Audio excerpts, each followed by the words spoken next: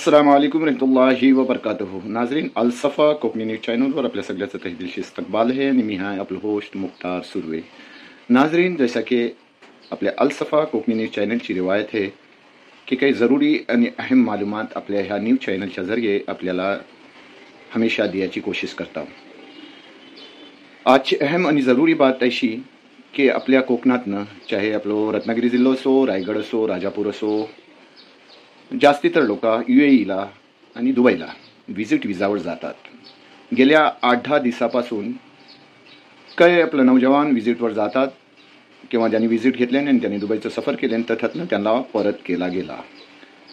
तर त्याची अहम आणि खास वजह ही आहे की आता जर तुम्ही तुमच्यापैकी कोण जॉब सर्चसाठी या व्हिजिटवर जाते तर त्यांनी ह्या 2-3 बातीचो खास ख्याल ठेवो ताकि परत पछतोया नाही झाला पाहिजे।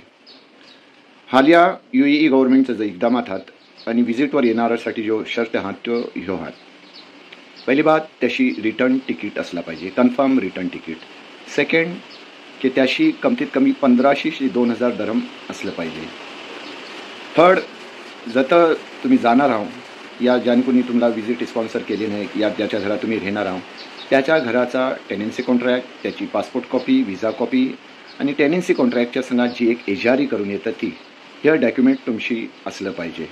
तेव्हा एहतियात करा, जायच्या अगोदर आपली कोणतं तर जी रिश्तेदारा या दोस्त अहबाबात त्याची पक्की मालूमात घ्या ताकि ऐसा कुणावर नोबत नाही येऊ की थतनं जा लगेच परत येऊ।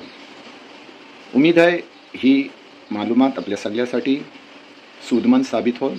आजच्यासाठी इतकाच, परत भेटू नवीन बात खबरच्या संघात। अल्लाह हाफिज।